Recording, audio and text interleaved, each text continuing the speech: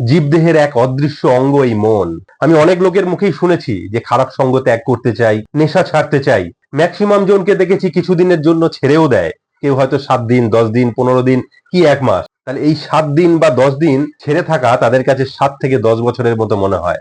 তারপর আবার কাউকে নেশা করতে দেখলে বা কারোর থেকে নেশা করার অফার পেলে মনের কন্ট্রোলকে লুজ করে ফেলে আর ভাবে একদিন করলে আর কি হবে, তারপর আবার নিয়মিত শুরু হয়ে যায়। আমাদের মনের ইচ্ছা শক্তি প্রচন্ড তীব্র, আর কখনো কখনো এই তীব্রতার লেভেল এতটাই বেড়ে যায় যে আমাদের ওই ইচ্ছাকে পূরণ করতেই হয়। মন বড়ই চঞ্চল এবং এর গতিবেগ সব থেকে বেশি। আপনি আজ থেকে 5 বছর, 10 বছর, 20 বছর আগে চলে যেতে পারবেন কয়েক মিলি সেকেন্ডের মধ্যে।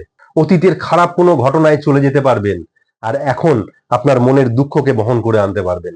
আবার 10 বছর আগের কোনো আনন্দের ঘটনাকে মনে করে এখনই মুখে হাসির ঝলক নিয়ে আসতে পারবেন। এই মনকে কন্ট্রোল করা কঠিন হলেও দুঃসাধ্য নয়।